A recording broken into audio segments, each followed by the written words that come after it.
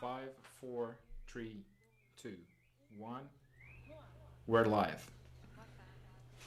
Good afternoon, everyone. I am Paula Freitas. I'm a senior expert in water resources management at the World Bank. It's a great pleasure to start another special session at the Brazil Water Week, promoted by the Brazilian Association of Sanitation and Environmental Engineering, and the most important international event on water in Brazil. These special sessions are open to the public and free. They will also be happening next week from Monday through Friday after 6:45 p.m. You can register using the link on the chat. From October 26 to October 30, we will have 5 whole days of Brazil Water Week with over 50 hours of online content and over 100 experts from Brazil and other 16 countries. The site to register is also on the chat. We'd also like to thank our sponsors: Sabesp, MIA, Suez, ANA, Egea, SEDAI, and Águas Saneamento. This session will discuss policies, institutions, and regulation as topic 2 of Brazil Water Week, which discusses planning and regulation. Another 3 sessions with this topic are scheduled to happen next week from October 26 to October 30, and you can find the agenda on the event's website. These 3 sessions will go into regulatory framework, subsidies and regulatory rates, scarcity, and regulation. In today's session, I have the pleasure of hosting very special guests, and I'll invite them following their order of presentations. I'd like to salute Oscar Cordeiro Netto, the director of the Brazilian Water Agency, Oscar Cordeiro Netto. Midori Makino, she's an expert in water supply and for Latin and Caribbean for World Bank. Gustavo Saltiel, he's the global lead for water practice in the World Bank. Pedro Maranhão, the Secretary for Sanitation from the Regional Development Ministry. And Christian Borja-Vega, he's the economist for the Latin and Caribbean region from the World Bank. I'd like to thank our speakers for accepting the invitation to be here with you this afternoon. The audience can participate on the event by asking questions on the chat. Our guests will answer your questions at the end of their presentations. The video of this webinar will be available on this channel and at Agência's website after the event is over. This session discussing policies, institutions, and regulations brings to the audience the new approach developed by the Global Water Practice from the World Bank to analyze the main interventions that are part of integrating policies, institutions, and regulation for the water and sanitation sector.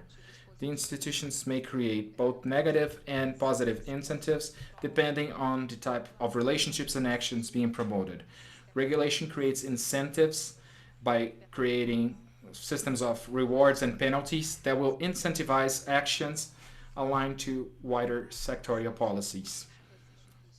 The initiative policies, institutions and regulations, PIR, try to obtain the desired results depending on the institutional and regulatory frameworks implemented.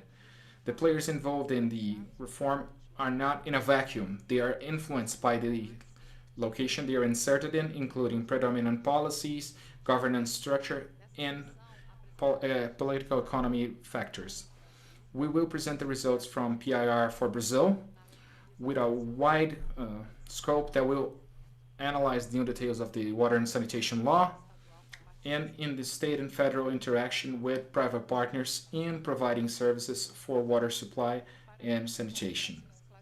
We will compare how Brazil can be classified in terms of policy, institutions, and regulations in the approach the bank has been using with other countries. In this context, this session will also deal with the preliminary findings of another analysis that is being conducted by the World Bank, the analysis of public expenses in the water supply and sanitation services in Brazil, considering the importance of equity, efficiency, and transparency of public spending to achieve the SDGs, Sustainable Development Goals.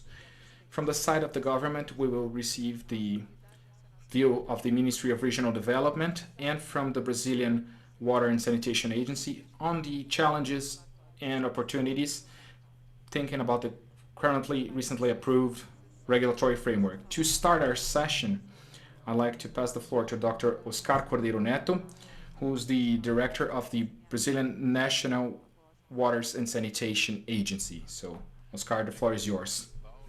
Thank you very much, Paula. Good afternoon to all. First and foremost, I'd like to thank you for the invitation, the organization of the Brazil Water Week for inviting me so we could participate in this panel.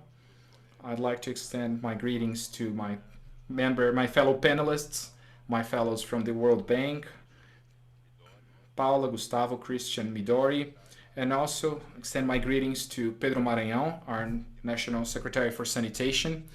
We've been doing a lot of work, the Ministry and ANA working together with this perspective. Not only a perspective, this reality of the new law, this new regulatory framework. In fact, this law has been discussed in the National Congress, in the technical environments for a long time, but only recently in July, Law 14026 was enacted, and it provides a new framework for basic sanitation. There were many motivations behind this law, but its first and foremost goal is to improve the conditions in terms of services of basic sanitation in the shortest term process, bringing the services universally. It's particularly because we have a reasonable deficit. If we just think about water and sewer, we have millions of Brazilians that still don't have access to drinking water, and over 100 million Brazilian individuals that do not have access to treated sewers. So this was the main objective with this law. In fact, we already had a first framework for sanitation that was defined by a 2007 law, 11445, Law 11445. But we tried to improve on certain issues. That was our goal, so that we could get to the issue of making this universally available. ANA embraced this new role, this new function, and this is what we are going to discuss here today. ANA is a federal regulatory agency. The law defines a new name for the agency. The acronym will remain as ANA, but we used to be the Brazilian National Water Agency, and now we're the Brazilian National Waters and Basic Sanitation Agency. And this happens in 2020, the year where we celebrate our 20th anniversary. So this was our birthday gift. We got this new mission, which is a very important, very challenging mission. So we will try to do it as best as possible to meet these challenges. But it's important to discuss the past and the history of ANA and how this moved forward. ANA was created in 2000 with a simple goal at first.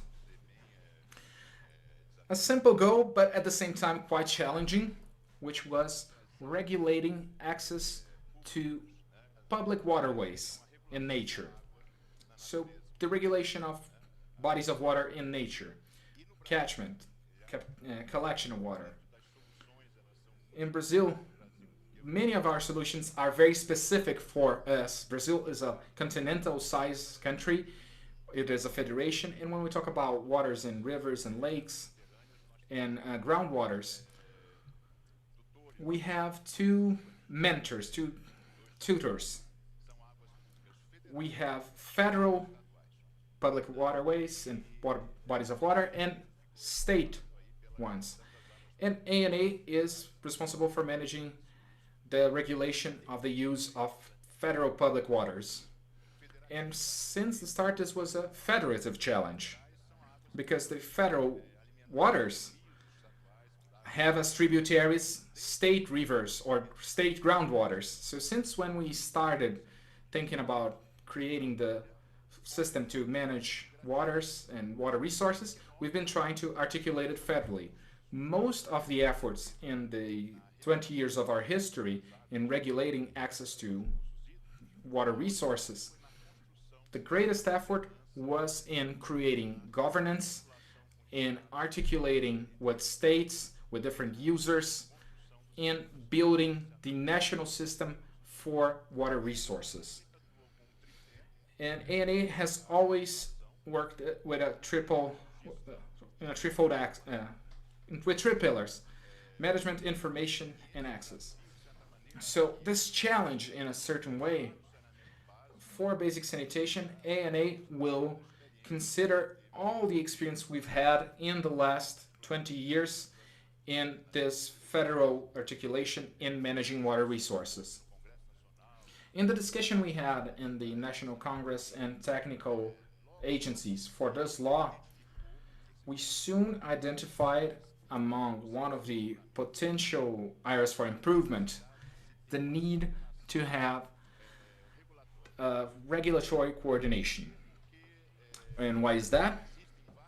Because there are many infranational agencies. We were discussing this earlier today. We have to have this accountability day by day. We have 72 infranational agencies in Brazil, state agencies, municipal agencies, intermunicipal agencies, And even with this significant number of agencies, each with its history and its progress, some of them are very skilled and with a lot of experience. We have small agencies that regulate services in small cities. So we have a large diversity we have to deal with. And even with this significant number, we still have over 1,700 cities in Brazil, a third of our cities, or that do not have any economic regulation on basic sanitation services. So this is a major challenge. ANA was not the only alternative. In Congress, it was discussed and studied using the technical bodies. There was at least five alternatives. One would be the Ministry of Regional Development to do this regulatory coordination with the government. Another alternative would be to look for a private institution that could do this coordination and issue guidelines. Also, there was a possibility of working three possibilities with federal regulatory agencies. One of them would be creating a new agency. That was one of the possibilities. Or working with the agencies that were already present. ANA, and NAL, the one that regulates power and electricity and has a lot of experience in regulation of services in Brazil, and ANA, which has a lot of experience in federal dialogue and with water, which is a very important input for basic sanitation. So in the end, the choice was made for ANA, and from the outset, we knew it. ANA is not a large agency. Among the federal agencies, we might be one of the smallest ones in terms of number of public servants. And we always did more technical regulation rather than economic regulation. So there was a need, and there still is a need for ANA to be trained, be empowered, and strengthened when it comes to economic regulation, to expand its capabilities when it comes to legal terms, accounting terms, financial terms, and also in contract aspects. As soon as we've had this new law being enacted, the agency was concerned about uh, formalizing contacts we had with different players in basic sanitation. So we organized meetings. The first meeting, the broader meeting, was with the international agencies because there's major expectation that is a very diverse expectation regarding the role of ANA. And as I said, we have a wide scope. Agencies that need support from with more oversight and regulatory surveillance, and other agencies that are already quite experienced, that they might help ANA in this process in building new governance. So the same contrasts we see in Brazil regarding the provision of basic sanitation services in terms of providers, companies, operators with different levels of performance, we also see in the regulatory agencies and international agencies a major diversity in terms of agencies that have different levels of experience and abilities. Now, actually, we have already made a lot of headway. It's been 2 years now. ANA has actually put together a sanitation technical commission. We have had the opportunity from World Bank colleagues that once we're ready to get together and discuss further regulation matters in Brazil. Everything that pertains basic sanitation. Back then, ANA or ANA didn't have its formal mission statement done, but we've been working on that, and several networking have taken place. All our contacts and relations have become frequent and intense, and since July, even in spite of the pandemic, mind you, we have made great efforts. Pedro Maranhão knows about that. He knows how intense all contacts and relations have been. One of the main ANA's decision making was about articulation and discussion with different players and stakeholders in an attempt to set a regulatory agenda, as in a proposition, a proposal for regulation agenda. So you see, these are priority matters that shall be defined as guidelines and rules, actually standards. Then we have it now scheduled for 2021, 2022,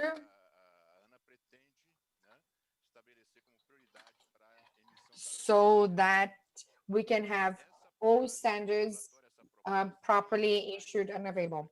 Now it's still under public hearing, consultation. Soon it will be done, but we have had several contributions, a lot of input to come up to design the regulatory agenda. The one important point, mind you, ANA is a federal regulatory agency, meaning it is under federal standards. That means there's actual legislation, NL, ANT, Anvisa, and several other federal agencies. We're all under federal legislation, especially when it comes to public consultation, when it comes to process designing, especially when we're designing regulatory aspects. And anything and everything that pertains the involvement of different stakeholders, different players in all these discussions, especially when it comes to transparency. Okay. So this is an assurance that we have. There's an assurance, there's confidence that ANA shall comply with such standards. Besides the legal enforcement, there's over 20 years experience. ANA has over 20 years experience with the federal realm. People like myself who have worked very much on water resource management. We are fully aware of these rights and entitlements. This is part of the ANA's DNA, meaning the articulation, the network, the involvement of different stakeholders and users in society in general. Now, I would like to highlight the one point, Paula, regardless of the other point, as to the mission, as ANA's mission. What is stands out really when we think about the new legislation is the definition when it comes to benchmarking standards or reference standards, especially due to the availability of services in Brazil, because the federal realm can't impose, you see, these regulations, these standards to services. They can't actually enforce or impose. But what can be done? The standards are they are actually adhered to voluntarily. That's it. But the non-compliance of these standards shall hinder federal funds to be allocated, you see, to municipality contracts that are not actually compliant to these standards. So you see, so it is much more economical instrument. It is actually what actually brings more power to these standards. Now, even if a municipality doesn't want to adhere to the standards, but the simple fact of respecting or complying to the standards is a very good signal. It's a good flag. It's a positive flag. It's a positive signal to society, to operators too, especially to operators who are actually interested in a particular municipality. It's interesting for them to know that standards are being fully observed, fully compliance to standards. But this is a major role. This is a very important part. We have started working directly with this, but I would like to highlight the following: the next missions that are the other missions that are associated to ANS role. Actually, those other ones will demand more effort. And what do I mean? ANA to contribute in a governance building, as a regulation building for sanitation specifically. That means to value regulation. And I mean that all over the country, not just in one municipality, because we've got scenarios where we see regulatory agencies that are actually at a very weak position. So we have regulation principles that are not actually observed, such as the independent decision making from regulators, including admin and accounting decision making, that we haven't that we haven't been a, that we've been able to find international agencies. So you see, it does matter that in order to have legal security, safety, regulatory security, that regulators are actually proper and actually comply, so that they can access funds and have independence admin wise, accounting wise, etc. So ANA has a major role. ANA has a major role in this building up, in building up regulatory work. Undoubtedly, that is a major challenge because you see what I mean. ANA is a capacity building agenda, has a capacity building agenda now, very much so, including the presence and participation of several other institutions because we can't do it all by ourselves.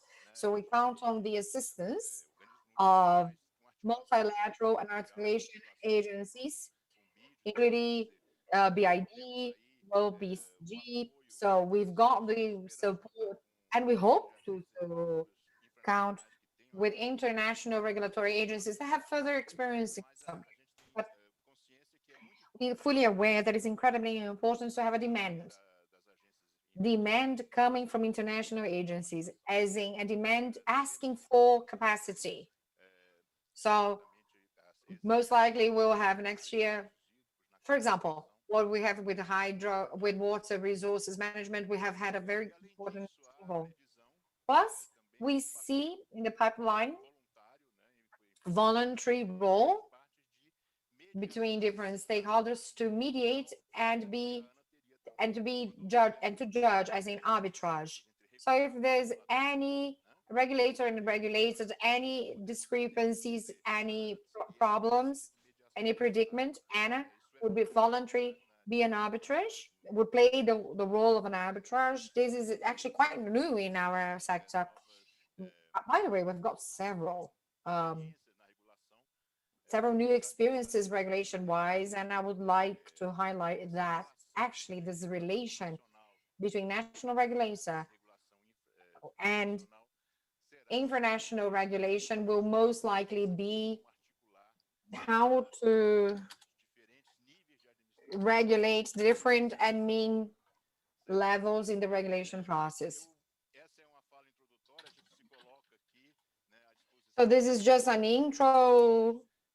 I am very interested in hearing from other speakers here from everybody's experience. And also would like to highlight ANA. ANA is getting ready, but we can't do it all. So we do count on other stakeholders' support and other players from to help regulatory governance. So Paula, we're available. Mind you, I've stopped exact time. I was very punctual. I haven't gone over my time. So thank you very much. And I look forward to hearing from everybody else. Thank you so much, Oscar. Indeed, very interesting to hear Anna's uh, current events and how you've been using and putting into practice the experience, the excellence and experience that Anna, all the background that Anna has when it comes to water management, regulatory regulation affairs, and this interrelations and this articulation between different stakeholders. This is a major legacy from Anna to table. And at sanitation, we have an even greater number of stakeholders involved between regulatory agencies, infranational, and the operators themselves. So very high potential of a lot of people involved, indeed, several parties. So there's a major need for proper articulation and to set actually standards, regulatory standards that indeed enable adequate investment in this area so that we can actually universalize water supply services and sewer treatment services. I'd like to highlight to everybody watching that we are getting your questions. You are submitting your questions through this chat. So feel free to keep submitting your questions on the Q&A box. At the end of the session, there will be a Q&A session in this session, and we will address most questions, and we will that shall enrich our discussion. I thank Oscar. Now I'd like to pass the floor to Midori Makino.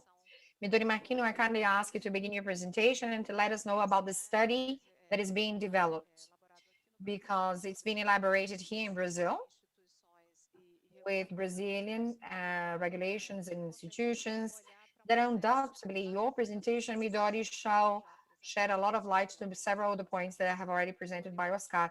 Midori, the floor is yours. Thank you. Thank you very much, Paula, for the introduction. I would now like to share my screen.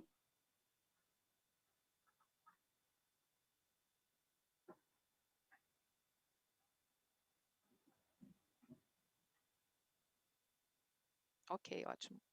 Estamos vendo. Perfect, we can see your screen. Excellent. So thank you again, and good afternoon, everybody. It is a pleasure to be here to present the preliminary findings of our diagnostic work of the study on policy, institutions, and regulation.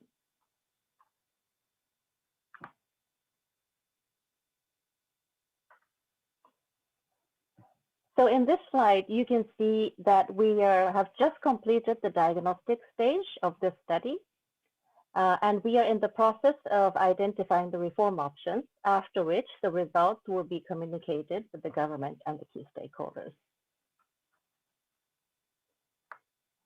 So today I would like to talk about this diagnostic work that we did. The objective was to identify the gaps and issues of the current policy, institutions, and regulation context in Brazil's water sector, along those 7 topic themes that we identified here to the right of the screen.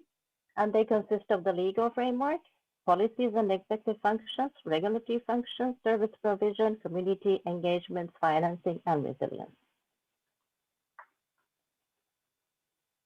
Here I have highlighted the 5 key building blocks used for the diagnostic study.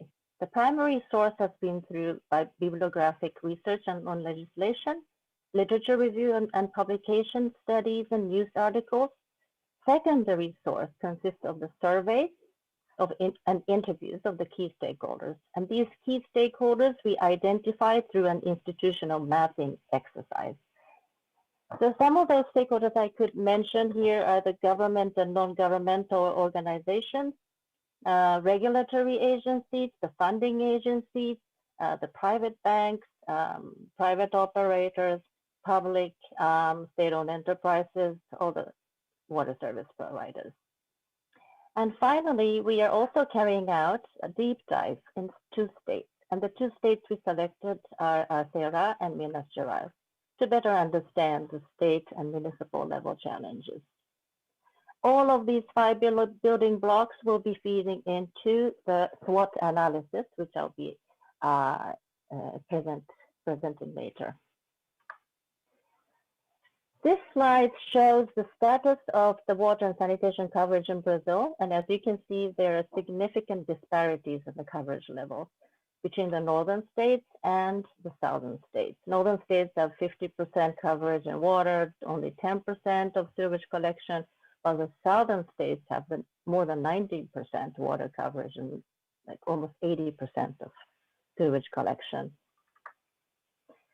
This slide also shows the regional disparities with regards to the municipal basic sanitation plan in the northern states. Only about 16% of the municipalities have this plan, while in the southern states, more than 70% have these plans.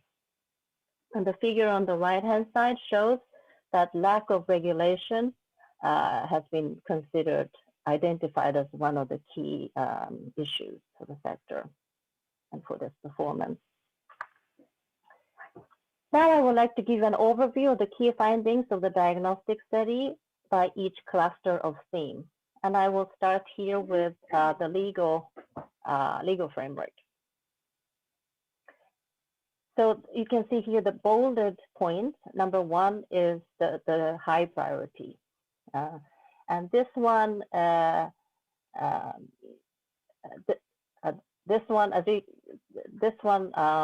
was already mentioned also by Mr. Cordeiro Netto in his presentation. The new water law is in place, and it promotes, one of the things that it promotes is the regionalization of the service provision. But there's lack of coordination, enforcement, and planning to create the regional blocks to the municipalities.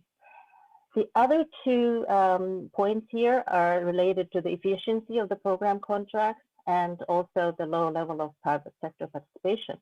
But these are, the ones that are, the reason they're not highlighted is because we see that this is, the new law is taking into consideration these points. The second theme is the policy and executive functions. We have found that many of the municipalities are unable to carry out the municipal plan of basic sanitation.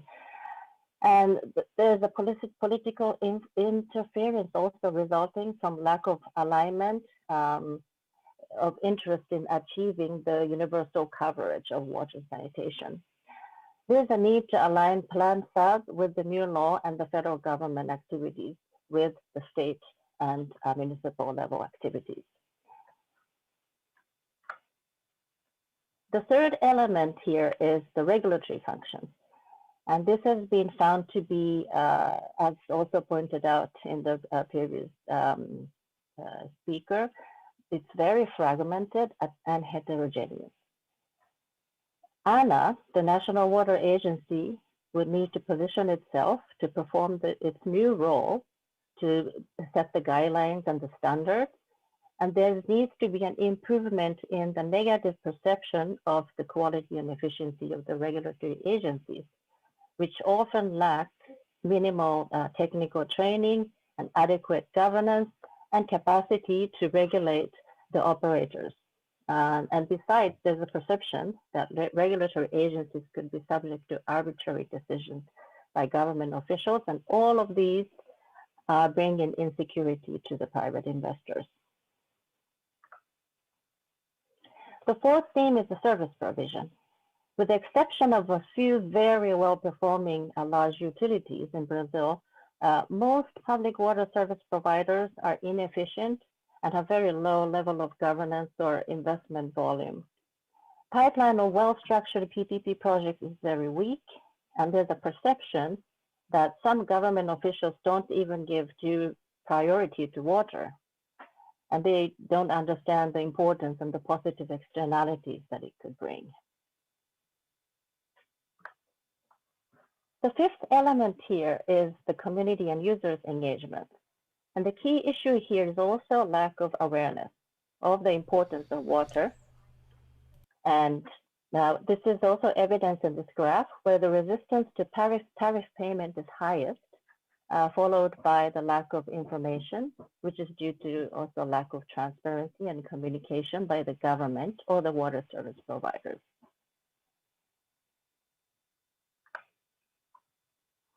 The sixth element here is the large funding gap that exists in Brazil to cover the huge investment needs to achieve its universal coverage goals.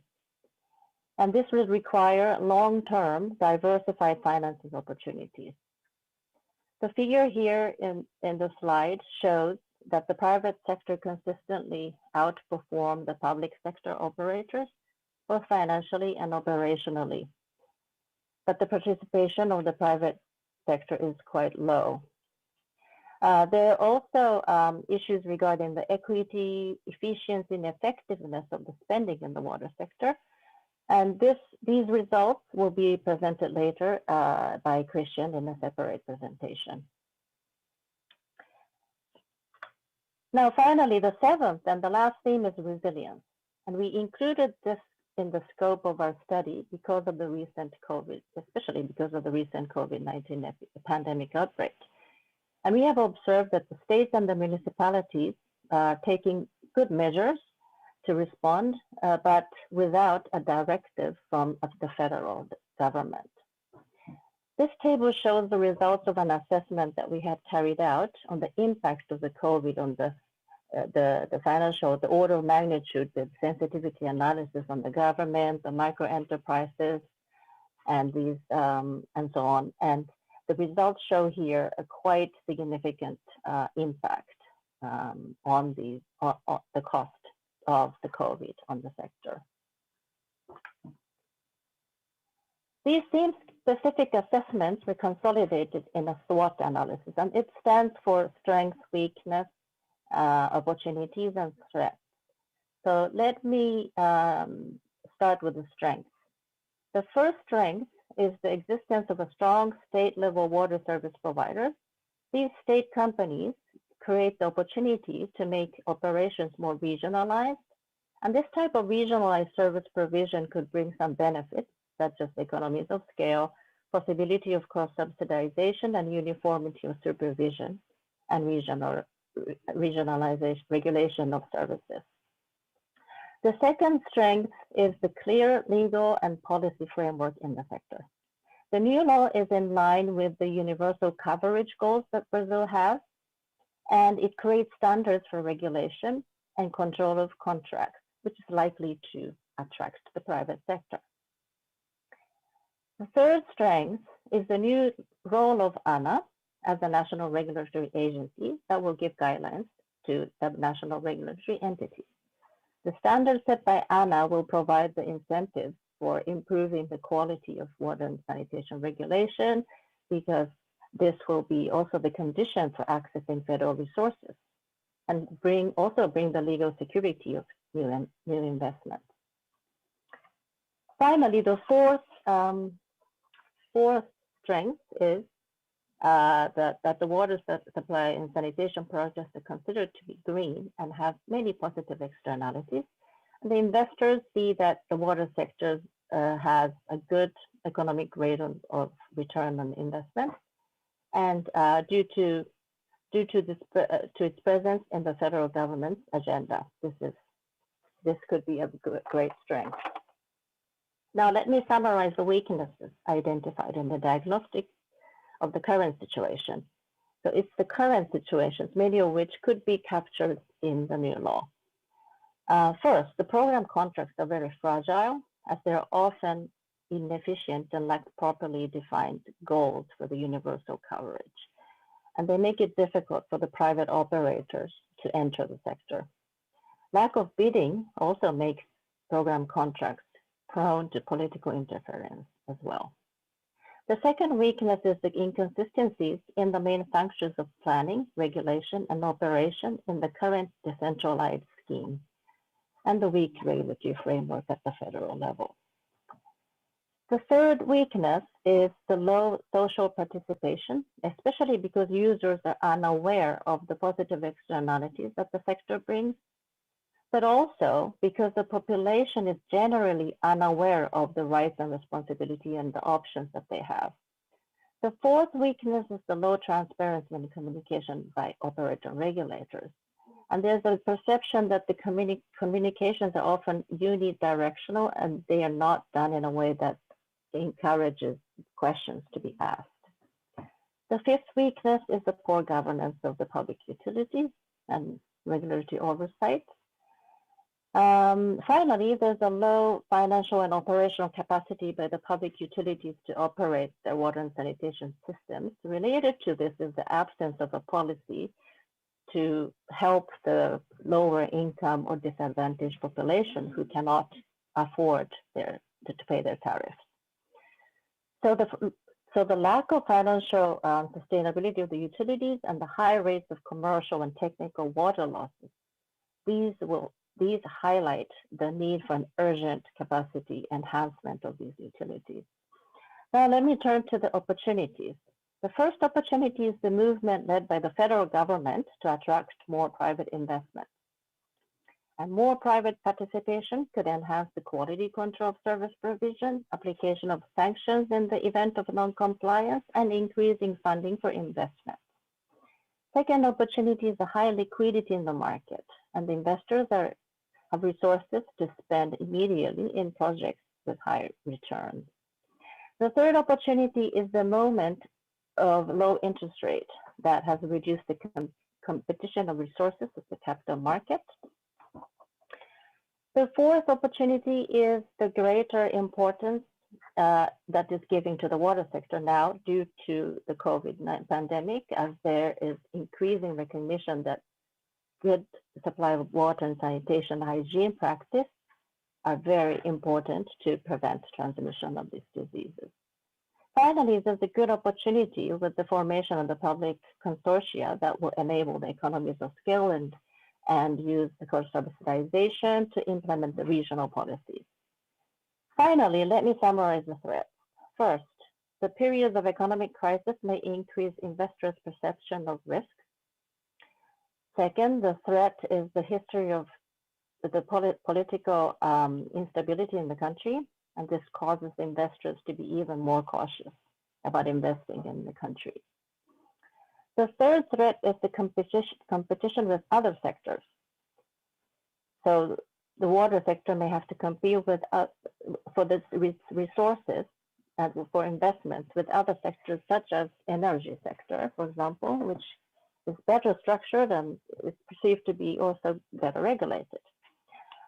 And the fourth threat is the political interference, which could bring legal uncertainties. And the fifth threat is the high bureaucracy for licensing and bid processing. The interviewees in our study cited problems with regards to the non-alignment between the environmental agencies and the water sector. And this has caused problems in the projects. And finally, the sixth threat is the uncertainty regarding the effectiveness of the new legal framework and the municipalities' adherence, whether they can really adhere and comply to the federal regulatory guidelines. So in conclusion, we see a great momentum here in Brazil, with lots of opportunities, but also threats. Given these findings that I just presented, it would be quite important to tailor the reform options to the local context and also to explore the feasibility of these reform plans. And these are the things that we'll be considering when we're exploring and developing the concrete reform options for the government, which is the next step of our study. So thank you very much. Muito obrigada. And over, back to you, Paula. Muito obrigada, Midori. Thank you, Midori. Stop sharing the screen now. Por favor. Ótimo. Great. Bom, muito obrigada. Thank you, Midori. Muito interessante, né? Very interesting to hear from the diagnosis studies, the preliminary results. It helps diagnose and systematize, frame the problems that we are all fully aware of in our sector. And the way you presented and the focus really help us to have more directed discussions and to actually mind specific opportunities and find and strengthen and help the strengths and help the weaknesses. Now I would like to pass the floor to Gustavo. But before, I would like to highlight the importance to hear from all speakers, but from the government, the Brazilian government, who has been following. What are your perceptions after hearing Midori speak, after hearing from the studies? What are the contributions that can happen, the recommendations, the formulation for proposals for reform? If you have any other observations, we will be happy to engage in the debate. So Gustavo Saltiel will give us an overview about institutions, policies, and regulations that the BRAC has been working around the world, also comparing to what we have in Brazil. Thank you very much, Gustavo. The floor is yours. Thank you, Paula. I would like to thank Agência and all organizers of this event for Brazil Water Week for the invite. And also I would like to greet Maranhão, Sanitation Secretary for the Ministry of Development, the National Ministry of Development, and Oscar Cordeiro, and a director It is a pleasure to be in this panel with you. I believe I'm going to switch to English because my Portuguese is not that strong, so I think my presentation will be better off in English. And the translation in this panel is very good. So I am going to move to English. Gustavo, é só um minuto, porque eu não fiz essa observação mais Just cedo. one second, I didn't mention this before. Just quick observation. For those who are following us, Eu espero que vocês I tenham just já acessado would o like link to acessar access o link na parte baixa da tela. the Tem link. a opção I just want to make sure that everybody knows that there is de simultaneous interpretation visualizar as into nossas English and into apresentações Portuguese. tanto For em those inglês, quem who quiser do not acessar follow essa English, opção please feel free to click na parte Portuguese baixa da and hear his presentation in Portuguese. Sim, Thank you. I'm sharing my screen. Can you see my screen? Great. Thank you very much. Okay, great. So I'll switch to Portuguese. What the World Bank sees as a global challenge that motivated our work in what we call PIR, policies, institutions, and regulation. We have estimated that to achieve the Sustainable Development Goals, globally, expenditures will need to increase 6 times in comparison to current investment levels. 6 times. And I think this applies in a way to Brazil as well. If you look at the right of this bar figure, you will see that in terms of urban sanitation, investments will need to go up from current about $8 billion per year to about $50 billion per year. So urban sanitation is the main component of the investments that will be needed to achieve the Sustainable Development Goals, in particular 6.2, and that's 40% of the total investment needs. And I think the same situation applies to Brazil because of the needs in investments in wastewater management and wastewater treatment. So we came to the decision about doing important work on PIR globally because business as usual is not an option. And it's not only about bringing more money to the table, yes, that's important, but also to change the structures. And to address that challenge, that global challenge of bringing more resources to achieve the Sustainable Development Goals, we need to address policies, institutional and regulatory challenges. And I'm mentioning some of them here that Director Netto alluded to before. One, and also Midori in her presentation about Brazil. Weak financial and institutional capacity. Second, overlapping and unclear roles and responsibilities, both within a government level, federal, for instance, and between government levels. Poor intergovernmental coordination, unrealistic policies, reforms, and financing strategies, limited supervision, oversight, and reporting, and also the prevalence of what we call cookie cutter approaches, copy and paste. If this works in the US or in Europe, it will work in Mexico. And we copy and paste, and obviously that doesn't work. So these are the motivations for our global work on PIR, policies, institutions, and regulation. And I will not go into to repeat this, but basically what motivated us was to provide conocimiento, knowledge, for designing institutional components of different interventions, including the World Bank interventions. In many cases, we have an institutional component that not always works well. Improving the financial and operational performance of service providers, developing human resources and training, increasing transparency and accountability to consumers. And this is very important now for the discussion in Brazil, and I will come back to the last point, the challenges of consistency between what we call the jure and de facto. The jure is what the law says, what the paper says, what the policy says, and de facto is implementation. And we have seen in many countries that they have beautiful laws and they are never implemented. So we also, through this work, through this global work, we are trying to bridge between the design of the law and the implementation of the law. So let me go through quickly some basic ideas so that we can be all on the same page. What we mean by policy direction. So in terms of the government programs, and targets. Is the water supply and sanitation sector identified by a government as a priority? In the case of Brazil, it's clear. It's very clear. I mean, the recent movement as presented by Oscar Netto is a demonstration that this is a high priority for the government. So that's not a problem. Is there a national target for coverage and performance? Most of the countries say that they want to achieve universal access. Is there a national, regional, or local development plan that includes water supply and sanitation? In terms of pro-poor policies, everybody says that they want to benefit the poor. That's very nicely said, but very difficultly done. Are there targets, specific targets for the poor? I will come back to this. Budget allocation, and perhaps this most critical element of a policy.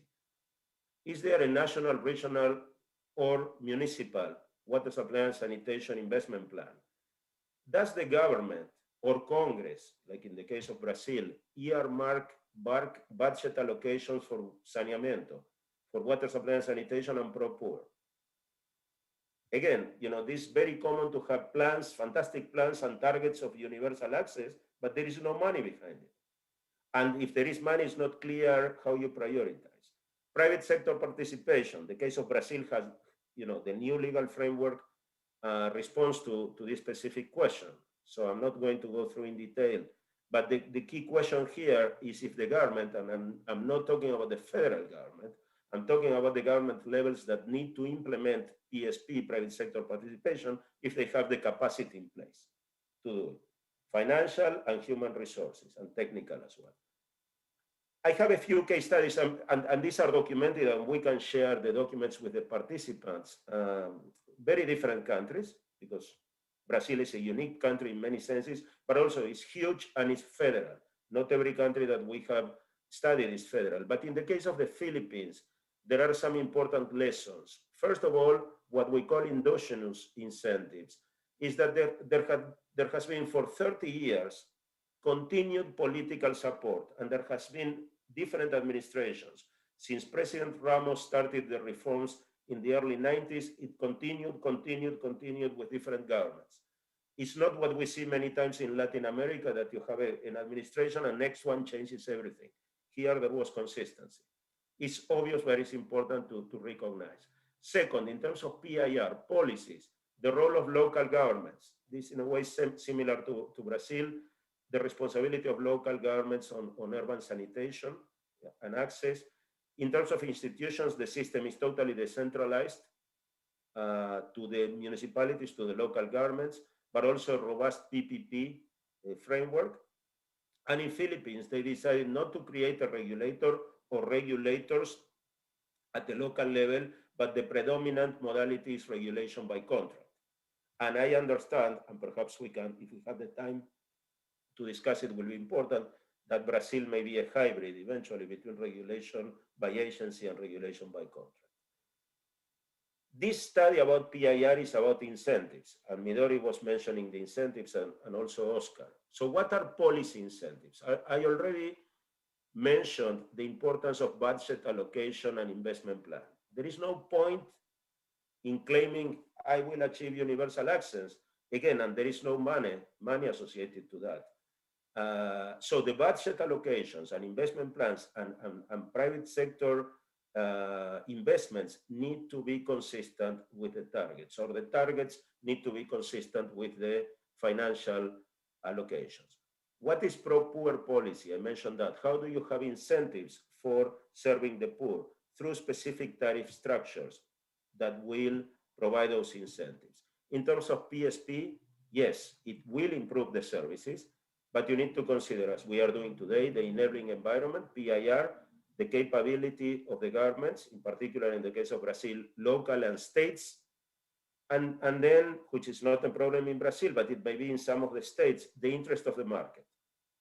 Do you have a market interested in doing that? So these are the questions that you need to address to understand the policy incentives. The case of Peru is very interesting, it's nearby. This is the case that in 2016, the country undertook important PIR reforms. The government decided to demonstrate the willingness to transform the sector through increasing the budget allocated for water supply and sanitation for 40%. They created a special fund called FIAS, Fondo de Inversión en Agua Segura, that is a channel for subsidies, a specific channel for subsidies and loans. The system is totally decentralized, but the reforms also, in the case of Peru, did something that is in a way unique. Only in Latin America you will find the same arrangement in Colombia, which is a regulator that covers all services, urban and rural, big and small, utilities and non-utilities. So the regulator, SUNAS, is now moving towards regulation with different levels of regulation, because you don't apply a sophisticated regulatory model in small rural communities, but there is technical assistance. And these are lessons that may be interesting for the case of Brazil. Institutional arrangements, of course, you have decentralization. In the case of Brazil, it's almost clear the role of the federal, and then you have this dichotomy between states and municipalities. Is there a clear separation of functions in terms of who is in charge of policy, who is in charge of regulation, who is in charge of service provision, asset ownership? It's not necessarily a problem in Brazil, but it is in other countries that we have studied. When the asset owner is different from the service provider, there are problems of incentives.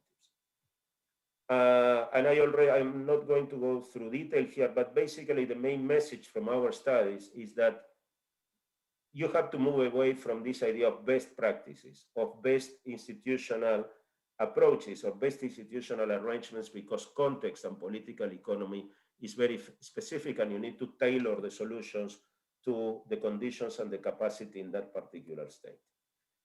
The case of Colombia is very well known and very well documented, but the reason why I mentioned the case of Colombia, and Colombia is very different from Brazil in that it's a unitary system, it's not federal, but still Colombia in the 90s, when they developed the sector reforms, they addressed the three dimensions together: policies, institutions, and regulation, because what we have learned, and the Colombians did this very early on, was that when you only do one of them, it doesn't work.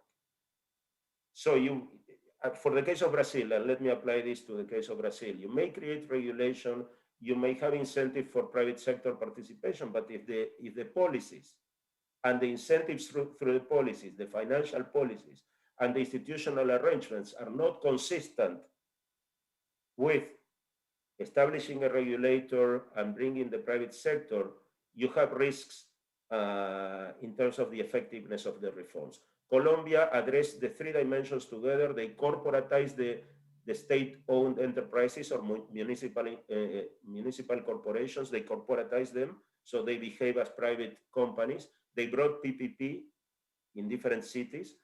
They have some of like Brazil with Sabesp, they also have very good operators like Empresas Públicas de Medellín, Acueducto de Bogotá, and others, and they created one of the best regulators that we have in Latin America, that is CRAP, that is also cutting edge. Not only now is regulating service provision in a traditional manner, but they are providing incentives for the technological revolution, for smart water, for water security, and for regulation of payment for environmental services. So this is a very interesting case, the case of Colombia.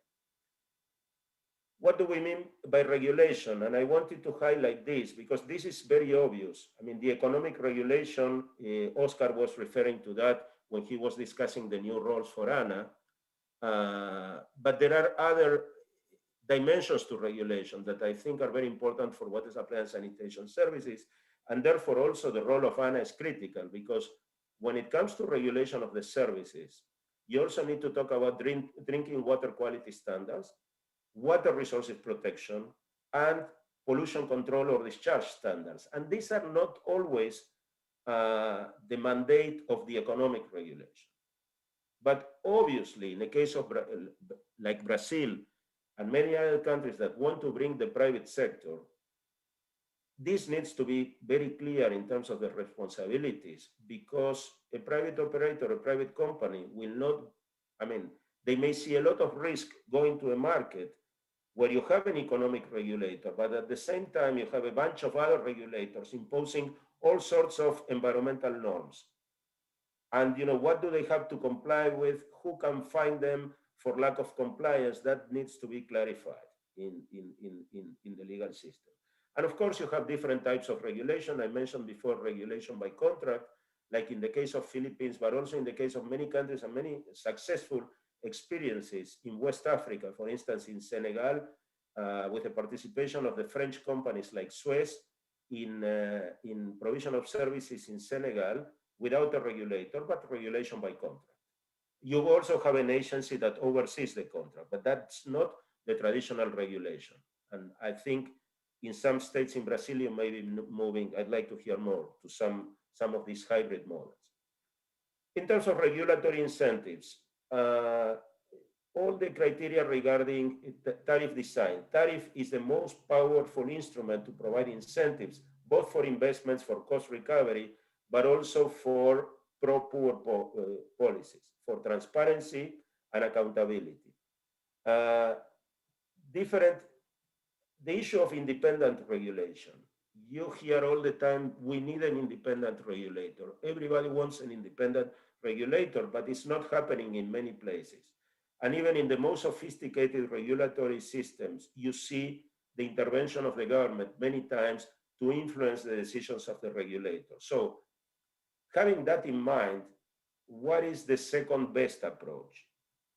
You can have a regulator that is a very solid technical agency that nobody challenges. They have the best economists and engineers and lawyers eventually, and they provide advice to the government to make decisions, and that still works in many countries. I mean, the issue of independence that I support, but I also recognize that politically it's not always possible. Paula, how much more time do I have? You have 5 minutes, Gustavo. Okay, thank you. So one of the other lessons that we learned in this global work on PIR and that motivated all this work that we have done and we have published a few reports is what we call the need to revisit regulation. And why is that? Because the conditions for regulation in the developed countries, in what we call, the World Bank calls upper income countries, are very different from what we face in Brazil or in developing countries, or what we call middle and lower income countries. And so, if they are different, the premises for design of regulatory models that were prevalent perhaps in the 90s and early 2000s, that in a way were adopted from the models in the UK and in the US, are not replicable in places like Brazil. And let me go quickly through the main difference. Service providers in developed countries are private or corporatized utility is the general situation. You don't have a utility in general that doesn't cover the operation and maintenance costs. All that has been solved many years ago. In developing countries or middle income countries, the service providers in general are public, are what we call SOEs, empresas estaduales, or municipal empresas, or community services. This is very different, not always with a solid corporate governance. So that's the first difference. The second, in the case of the upper income countries, the objective of regulation is to enhance productive efficiency of utilities. Why? Because everybody has access to the service. And wastewater is treated almost 100%. So once you have achieved those levels of access or coverage, the next concern is efficiency, and transfer the efficiency gains to the users. In the case of Brazil and most of the developing countries, the issue is to achieve universal access. And you saw in my first slide that we will need to increase current investment level 6 times. So clearly, the same regulatory models that are used in Europe, in the UK, or the US will not necessarily get the level of investments that we need in places like Brazil and other countries, because the focus of those models is on increasing productive efficiency. So we need to revisit that as well. Capacity. can you copy a regulatory model from a place like the UK of what? Where you have a solid institutional capacity, hundreds of years of compliance with the law, and trust in the government and trust in the system, to countries where you don't have the capacity, where nobody trusts the government, nor does he trust the institutions. There is no data, and resources are limited. How can you do that? And I can tell you, before going to the World Bank, I work in regulation in my country, Argentina, in the 90s, where the concessionaire was Suez. And I worked in the regulator of Buenos Aires, Ethos was the name.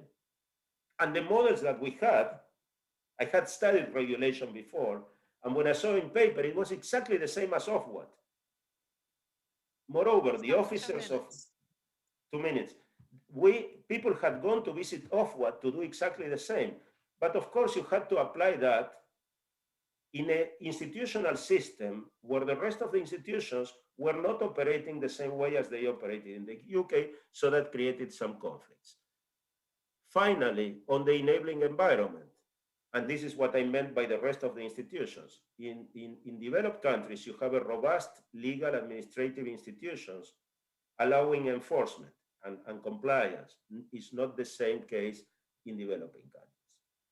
So to conclude, the main messages from our work: technical solutions alone are not sustainable. And so you need to look, it's not only about planning investments, but also look at the policy, institutional, and regulatory structures that will contribute to achieving the goals of sustainable development goals. Not one size fits all, not one single model. We don't talk any longer about best practice, but we talk about best fit, which is what's the best in this particular context. So Alagoas is not going to be the same as São Paulo. And between countries, the same situation. Understanding the political economy and shaping your institutional design to the political economy context, holistic approach is needed. There is no point only reforming P or I or R, not only to build regulators, but also you need to build the system around the regulators. Consider the capacity. Again, you may have a fantastic law, a fantastic regulation, the regulator and the models price cap and all sorts of external audits, but you don't have anybody in that regulatory agency to apply that, or this person or this group doesn't understand that, or they don't have the resources to do that. Inclusion, we talk about inclusions, but in the design of the reforms, you need inclusive process, which includes consultations. And I was very pleased to hear Oscar Cordeiro alluding to the consultations of the normas de referencia. I think it's a common practice in Brazil, and this is very good. And finally, maybe this is a very important lesson that I would like to leave you with, is patience. Reform is not an event or a linear process or overnight.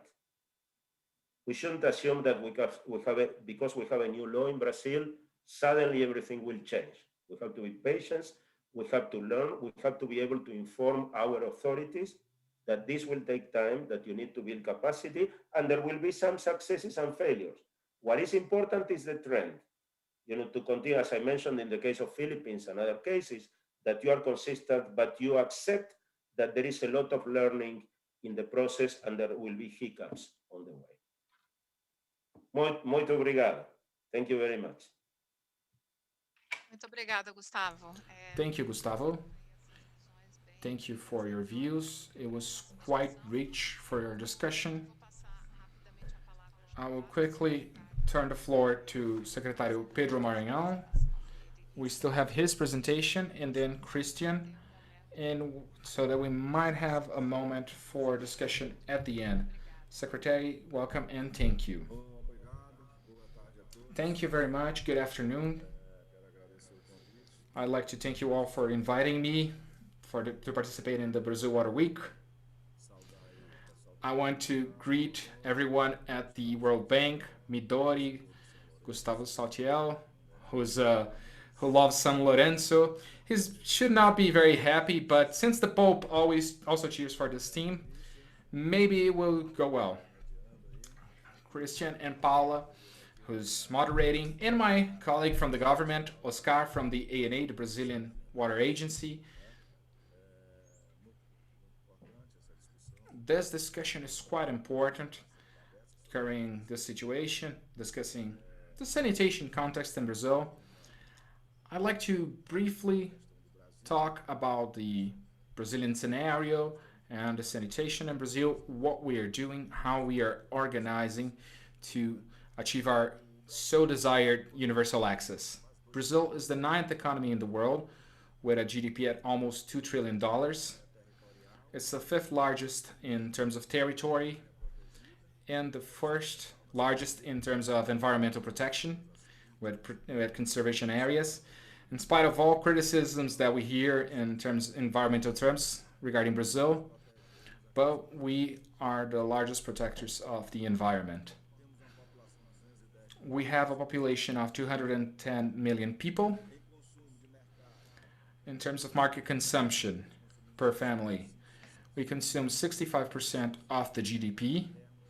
So we have a great domestic market. Our domestic market is quite strong. This is something that attracts a lot of people.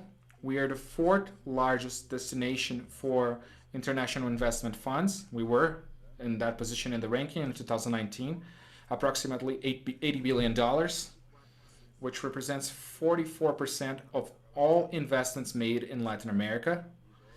Then I will disagree with Midori a little bit when she says that she discusses the political instability, and I don't remember exactly, I'll find here on my notes.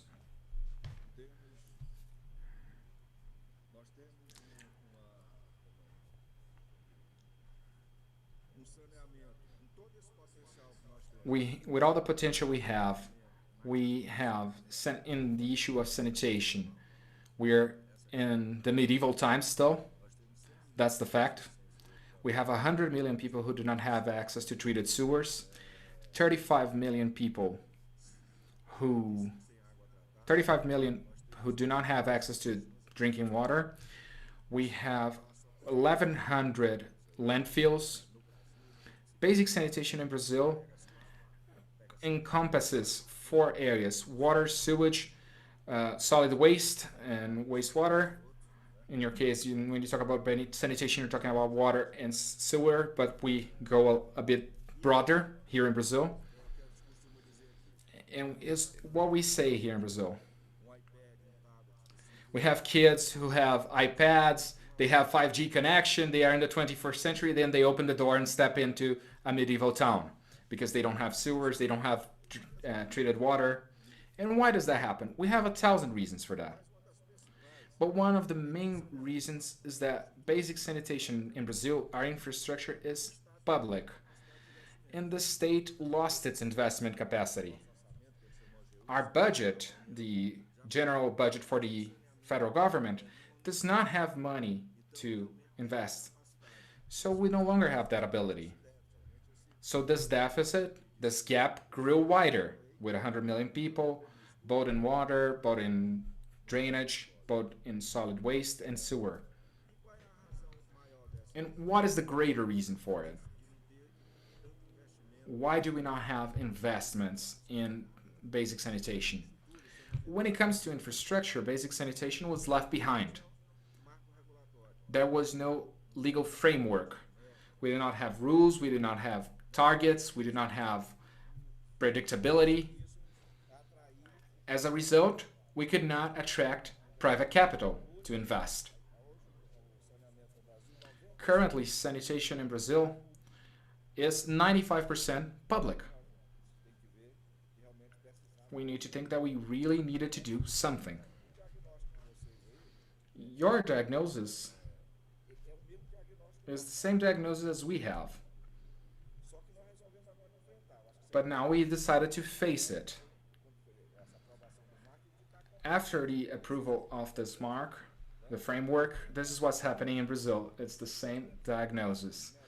You don't have predictability, you don't have investments. you don't have regulation, and so on and so forth.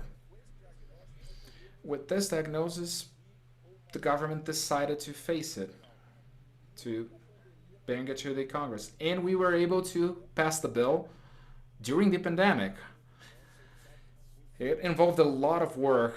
You don't know the battles we faced and the battles we are still facing.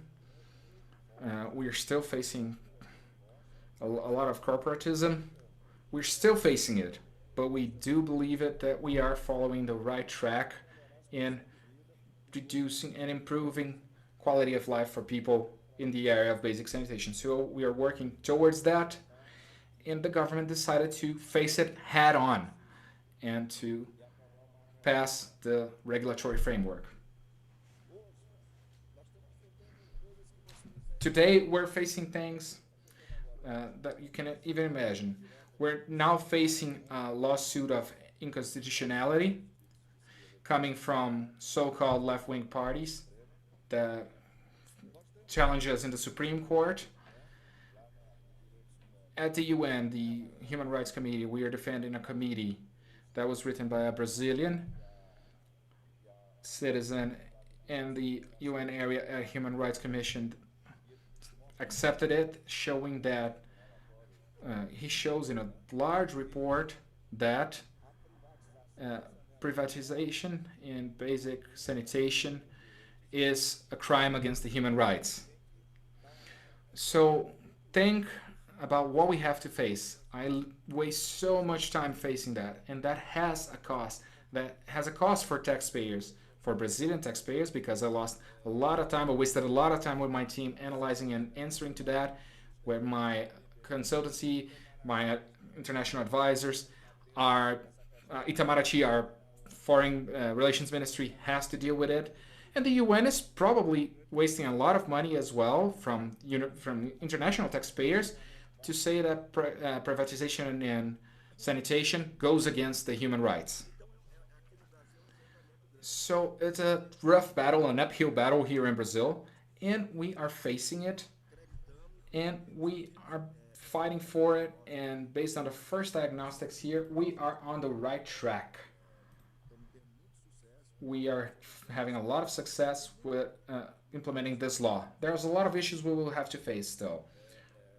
There's a lot to face, but we are quite optimistic regarding the investments.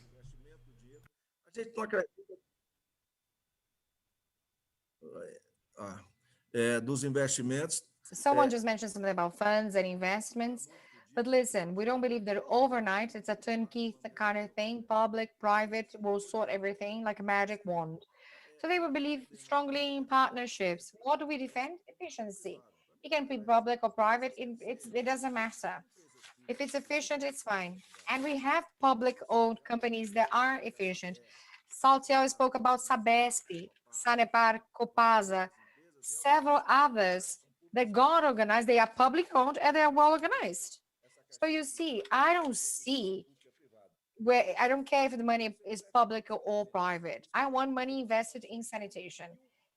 And Brazilian government is creating the terrain for private investment. We approved sanitation legal framework. Now we have tax reform, admin reform, and we have the gas legal laws, and we've approved social security reform, labor reform. So you see, many things are happening. There is will. We want efficiency. We want to make headway. We want to drive things forward so that sanitation really has its path. So we have a sustainable development. Sustainable development is such an ample word.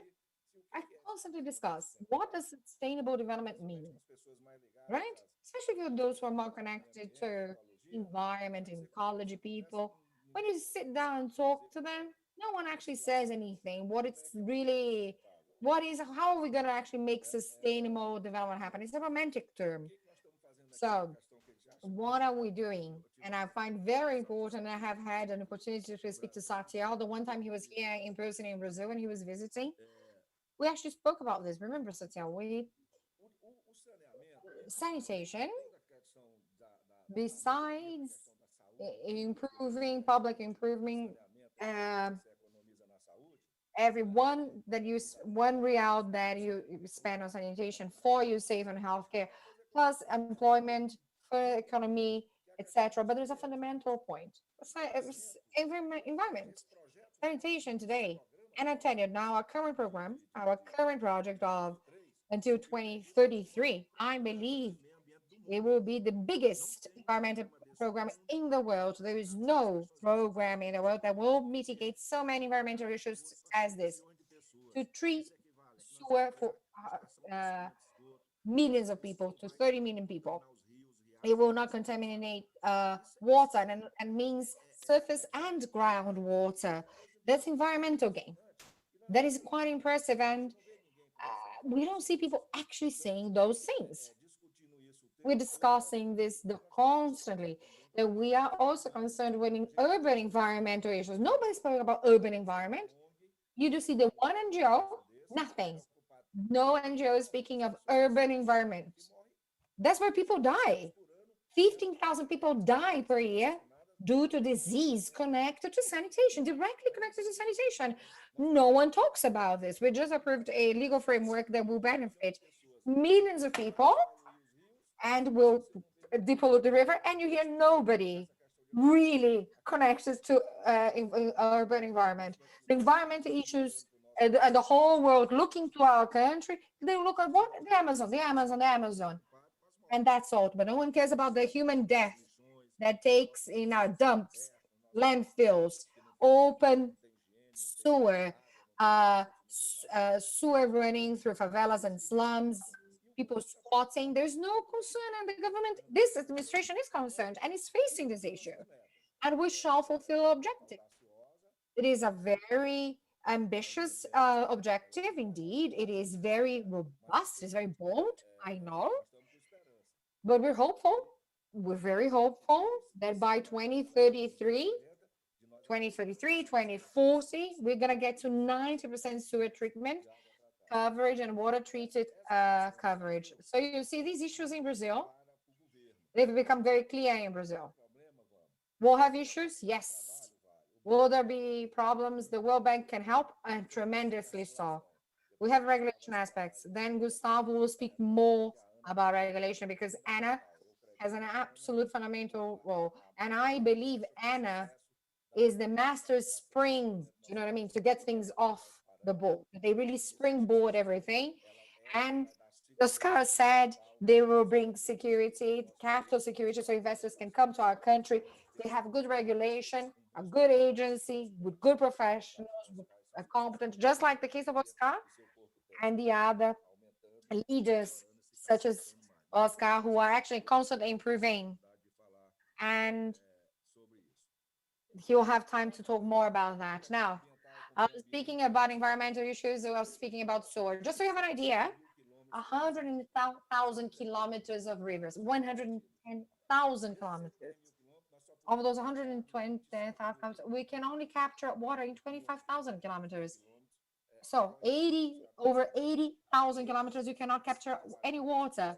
And our investment work and actually meeting the objectives is to get those other rivers unpolluted, to get rid of the pollution of the other rivers. I'm very optimistic. I get totally carried away, as you can see, because we are making headway. We're moving forward when it comes to sanitation. Our major concern, and Saltiel and Midori also spoke about this, is about investment. Midori spoke about this. Where does money come from? Private initiative, the public doesn't have. Public knows they have no means. They have no means to do that without creating debt, right? They can't do it, but they create debt. But the tenders and the auctions we've run, they've been very successful. What does that show? The private capital has an appetite to invest in sanitation.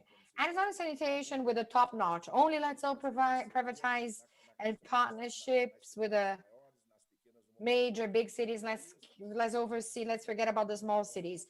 The urban Alagoas, Maceió, where I'm sitting, people know about the outskirts, the poverty levels that are dire.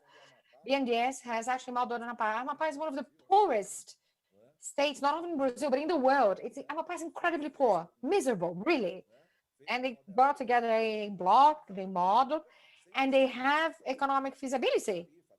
We don't put in pressure on the tariff. It can stay on national average. That's where the tariff can stay in Amapá.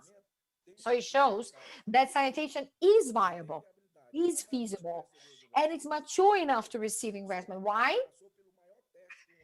Has gone through the biggest test that the economic sector can ever be gone through, which is the pandemic test. We don't have the one judicial recovery, the one bankruptcy request, and there is no collapse. There's been no collapse where services provided. All services are fully well. They have tapped water, the water on taps, and that is assurance. That is the kind of assurance the business people need to have. That it has economically viable. They'll put the money in, then the return will come. And it's not only economical return, it's more than that.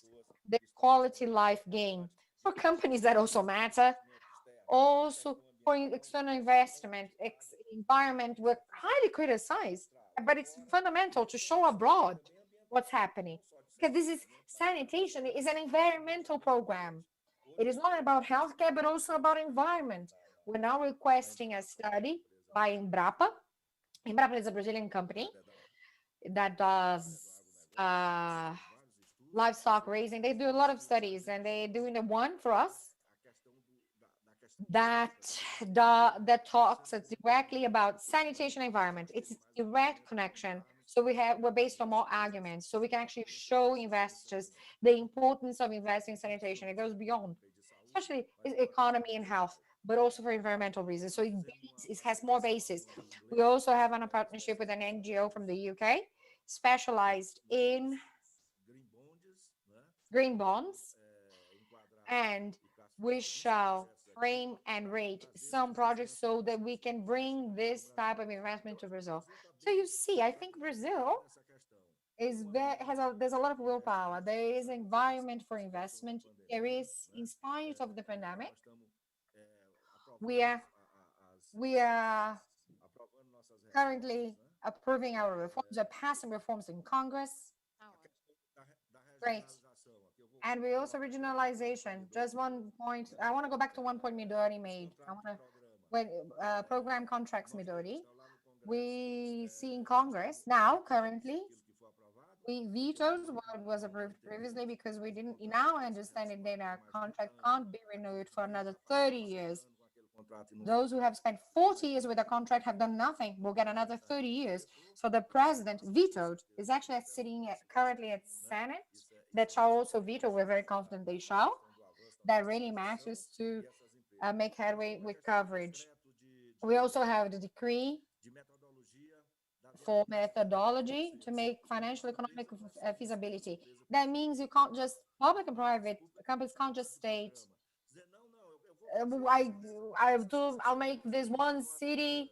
We're gonna keep working. No, you will.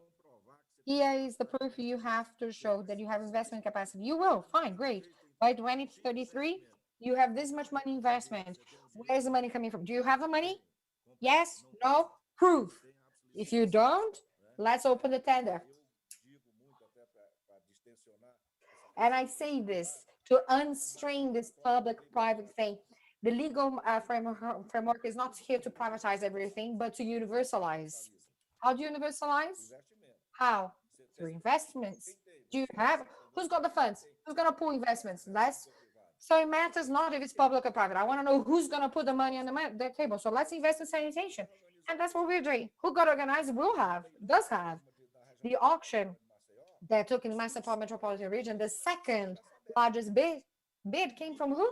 Sabesp, 1,450,000,000.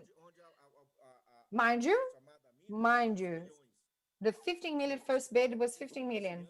So they placed 1 billion. Sabesp is a public owned company. So when well organized, they have the means. So this is what I've been saying. You see, we want universalization to make headway. Look, Midori or Saltiel. Listen, it's useless to just want universalization and regulation. Please explain, Gustavo, explain better. What is necessary? Tell us, be specific. We want to hear, we want to learn. We're here to learn. We are actually Speaking about legal framework, Anna is learning. We're learning on the fly. Anna had done nothing with sanitation and expertise measuring, but now sanitation is a learning curve. We're here studying, getting courses, training, capacity building, training, consultancy, discussing things with the stakeholders, like Midori spoke with the international infra. It's also learning. We're open. We're all ears. Turn around and say, listen, this is the wrong path. Get to the other one. In Philippines, this happened. In Portugal, for example, this other thing happened. This is what we want. We're open.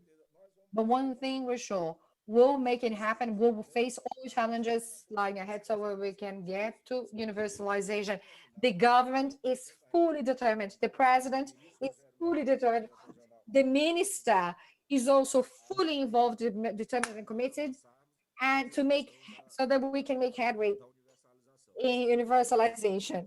It makes no sense in a country like this in the 21st century, in like medieval sanitation. It looks like those old films of Paris, London, medieval times, everybody on the streets, sewer everywhere, rats climbing up the walls. You know what I mean? I'm being dead serious, hey? True. Now, listen, I have to be blunt here. It's true. It's like medieval times. That's what we can't accept that no longer. No longer.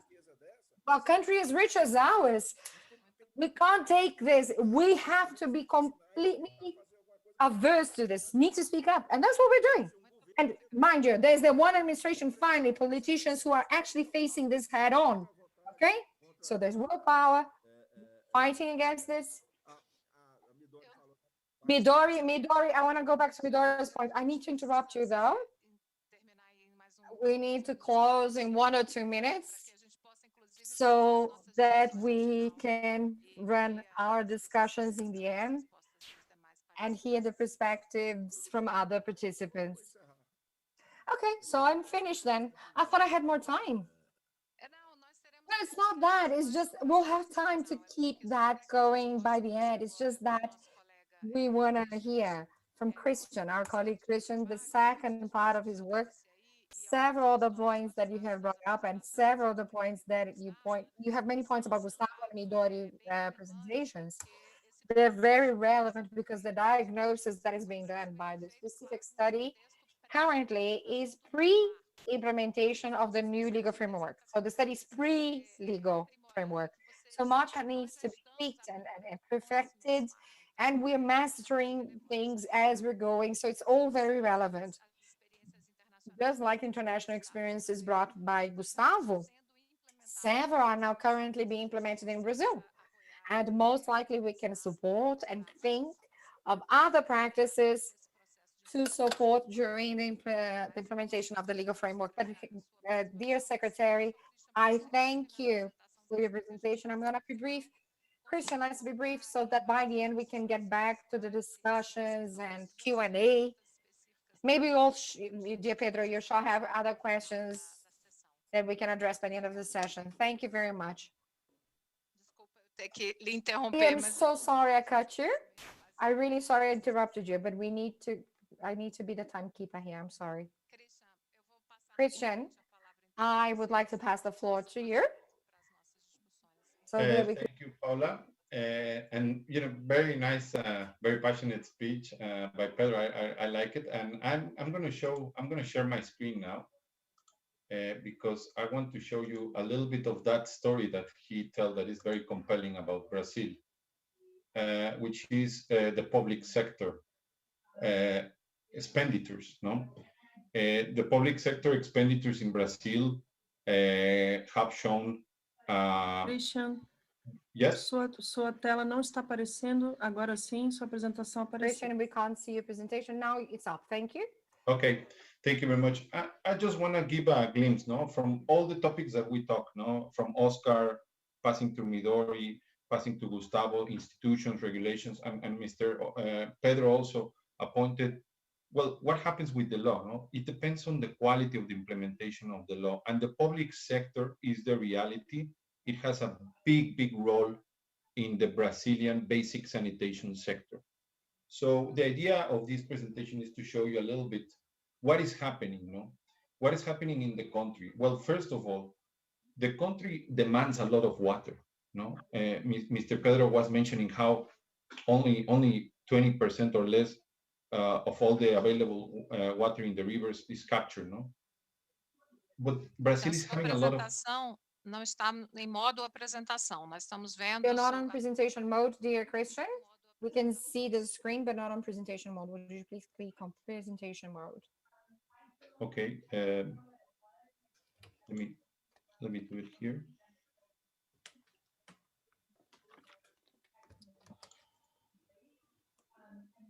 Now? Não, ainda não. Click on the Perfect. cup underneath. Tá entrando aqui, tá carregando. It is Sim. loading. It's up. Thank you. It's up. Thank you. It's good. Okay, so in Brazil, what we have is a lot of heterogeneity. There are a lot of interruptions, even though with the COVID pandemic, that it was shown that the sector responded really well in Brazil. There are still operational issues. Water interruptions, for instance, are very, very heterogeneous among the states, regardless their level of income. We saw how there are many operators that are very good, and there are some that are not that well performing. So we need to focus on what factors are driving those that perform very well, because as Pedro was mentioning, and it's true, these services are essential for human capital formation. He was talking about how Brazil is in medieval times. Well, if we don't provide a proper targeting of expenditures for increasing basic sanitation, we will be leaving aside the rural and the poor. And this is something that Brazil cannot afford, given its basic inequalities that it has. In order to bring better human capital accumulation, we need to invest more in sewage systems, in higher quality water supply, in solid waste, so that the rates of urbanization that are very high mostly in coastal areas in Brazil can have these services, because they're affecting disproportionately the poor. And against other countries, this is also the reality. The budget to the sector, to the basic sanitation sector, has declined as a proportion of the GDP. And compared to other similar countries, Brazil is not investing a lot. We need to double the efforts. As Gustavo was mentioning in his presentation, there's a lot of ambition and a lot of also challenge to meet these new safely managed standards by 2030. And a lot of investments are needed for that. But a lot of investment needs that perhaps the government needs to invest more efficiently, needs to improve the efficiency of public expenditures. That's a big point that I want to develop in this short presentation, because the public expenditures in Brazil not only need to improve relative to, for instance, here in this slide, other infrastructure sectors like energy and transport and telecommunications, they need to improve also in the way the expenditures are made in the different municipalities, in the different states that are not getting these services and that are in need of these investments. So can we attract the private sector to help and facilitate such an expansion, and to make the basic sanitation sector a more meaningful sector compared to other infrastructure sectors? Absolutely. But the role of the government here, of the public sector, is essential to reach that. Brazil right now, in wastewater treatment, for instance, is right in the curve. It needs to go above that curve. It needs to go above that curve to reduce the cost of pollution, like Pedro was saying. A very important point that is affecting the livelihoods of millions of people. And also, it's affecting the environment that is needed for developing other sectors, which is very important. We need to increase the efficiency and sustainability of water use, a precious resource that can also have effects on other industries that use water as a main input for production. And that has multiplicative effects in the health by reducing the cost of treatment of basic sanitation diseases, and the cost of pollution that is created also harming effects to the health of many, many people in Brazil. So in terms of this public expenditure review, we're trying to identify what are the main macro and fiscal challenges that have been affecting the sector. No? And this graph just shows how, in general, in Brazil, in the last years, there have been quite challenges at the macroeconomic and fiscal level. No? And this is affecting the level of expenditures that are available to distribute to all the functional sectors that need this budget. All the sectors since 2002 and 2017 have practically reduced their budgets, no?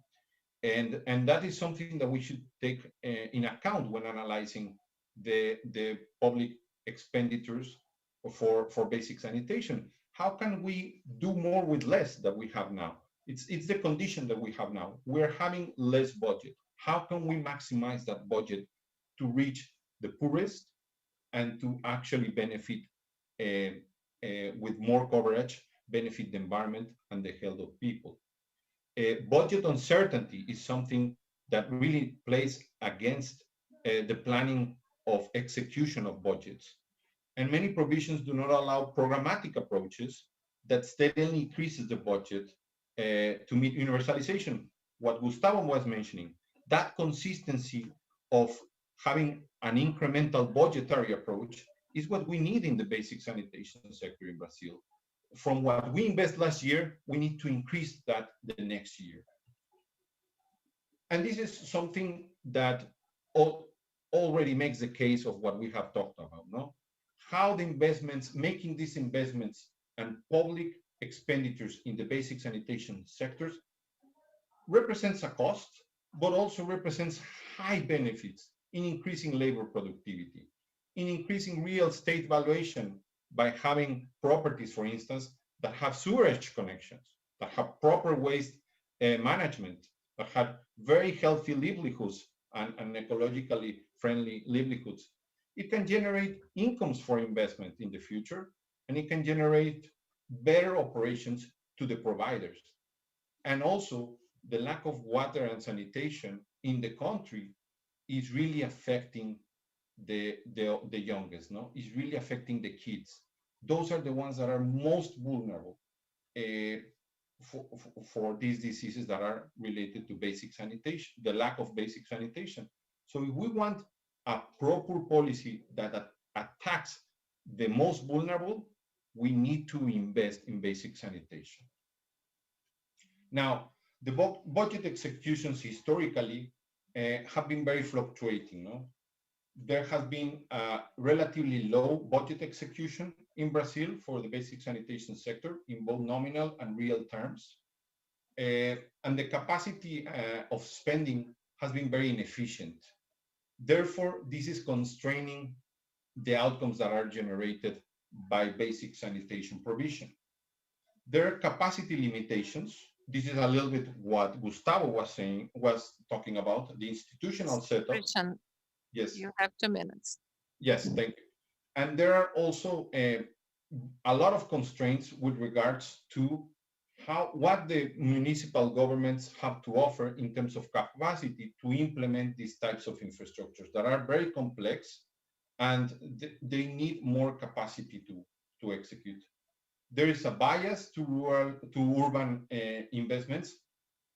Brazil needs to invest more in rural areas. This is a key message that we want to portray, because in overall in the series since 2004, we have seen a bias towards investing basic sanitation services only in urban areas. And this is also explaining the history, 4 to 6 states in Brazil, Sao Paulo, Minas Gerais, Rio de Janeiro, Bahia, absorb most of the budget execution of sanitation, of basic sanitation. This has to change in order to make the sector more equitable, spatially and geographically, to the entire Federal Union of Brazil. 3 points that I want to mention very quickly in this presentation. The budgets are uncertain given the fiscal and macro vulnerabilities. This is something that has hit hard the sector, not only the basic sanitation sector, but many other sectors, functional sectors of Brazil. The budgets are executed at different levels of efficiency. That is creating a lot of inequity.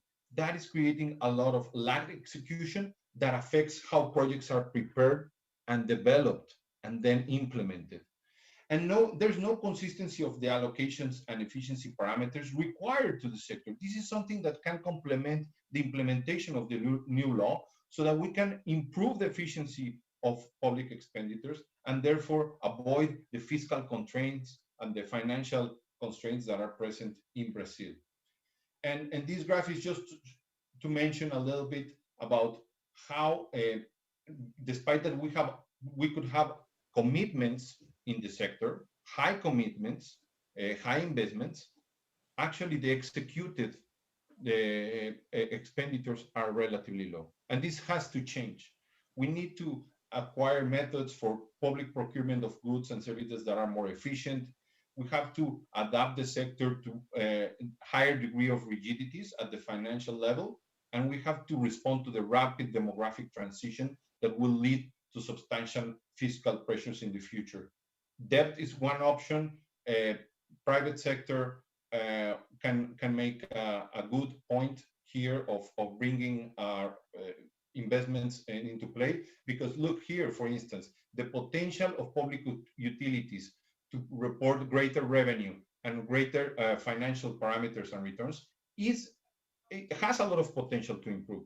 And that is something that can attract the private sector investments to generate future connections in Brazil. And just to have a very quick overview, here I want to present a little bit the challenges and obstacles and solutions very quickly.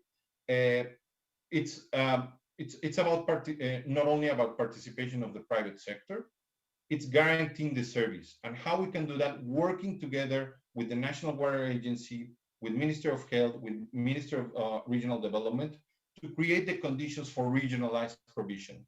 And that requirement can be linked to channels that review contracts and also review what are the performance measures that are needed technically and financially to make municipalities more accountable of the service they're entitled to provide to people.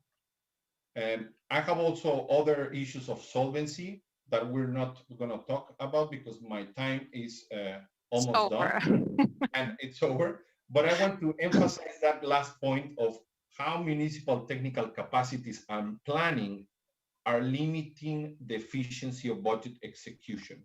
This is a finding that is very important for Brazil because it has strong potential to increase, for instance, right incentives for investments that are going to come from the private sector to be able to be articulated through the municipal authorities.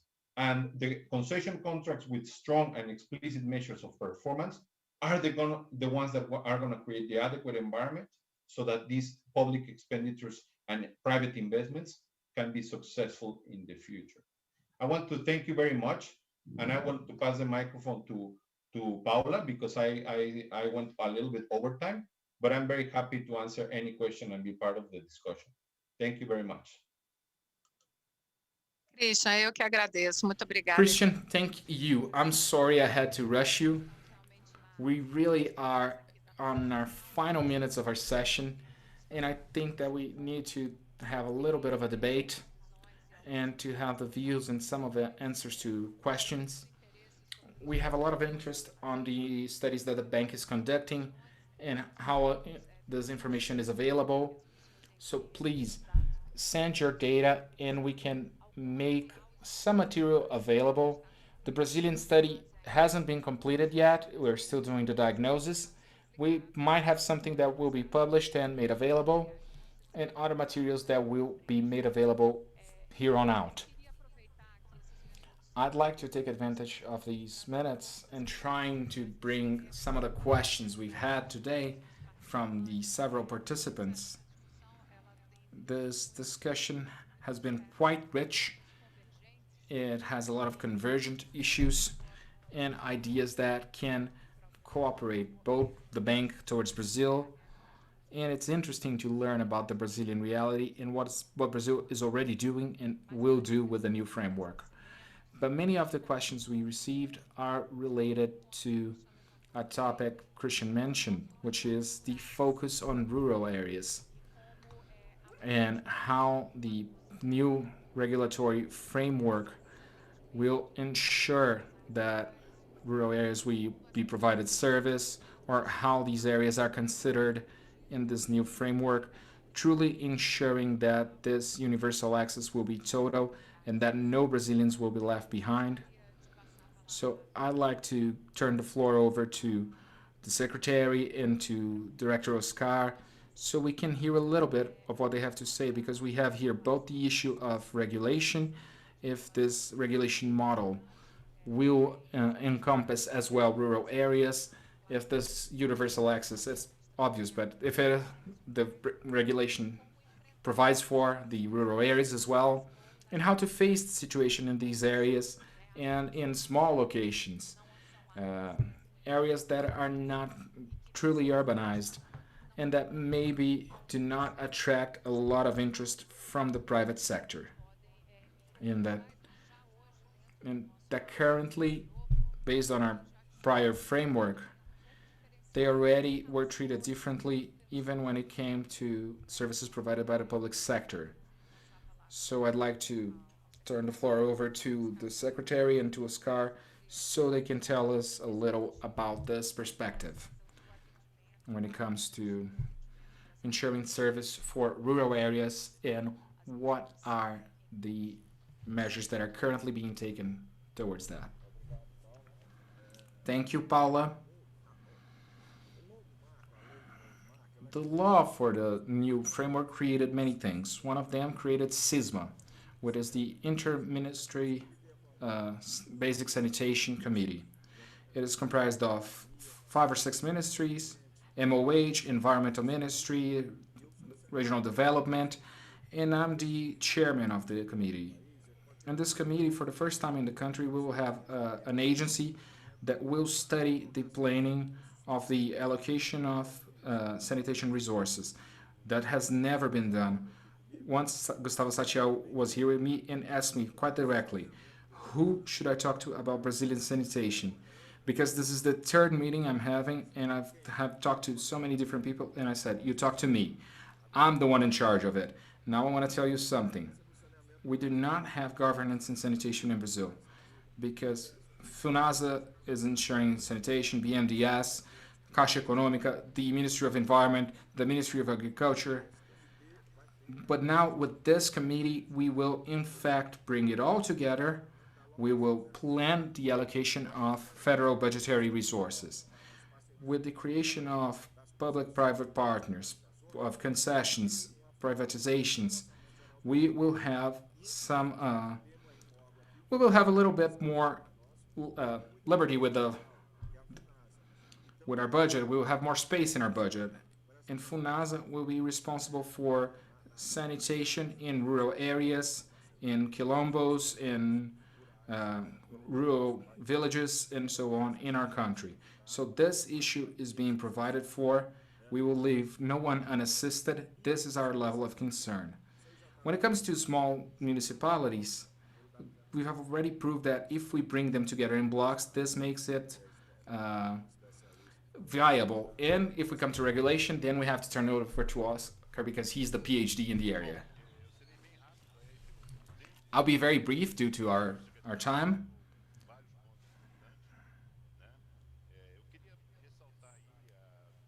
I like to highlight many issues that were mentioned. First, it's the management on time.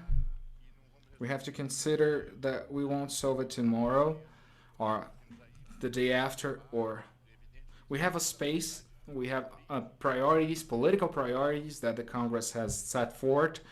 There is a deadline, this is urgent, this is prioritized, but we have to do it in the right time. There isn't a single model, a cookie cutter model for everything. We need to find solutions that are as well adapted as possible. Brazil has immense contrasts and immense differences And if we take the issues of sanitation and their solutions, we will have to consider several different situations, thinking about the size of cities, the region of the country, due to institutional capacities of the regulators or the managers or the operators of these services. There are climate issues involved.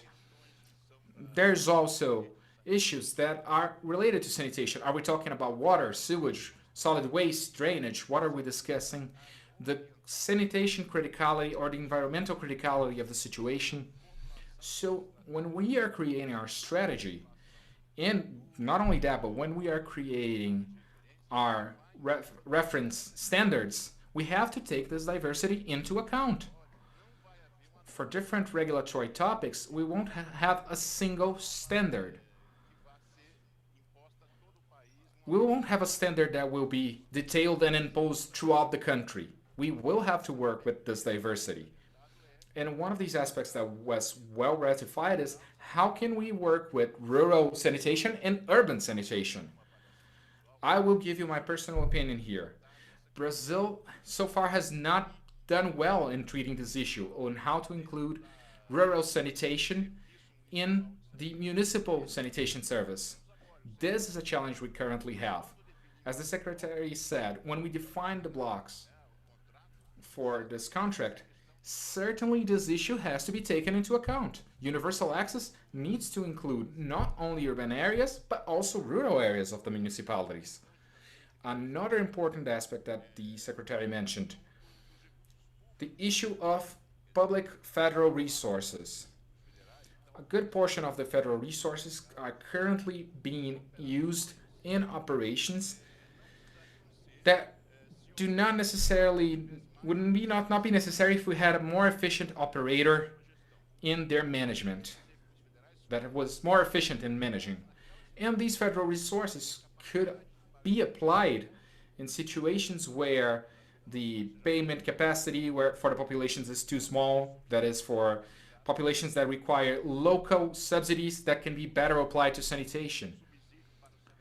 Public funding, subsidies for basic sanitation is available everywhere in the world.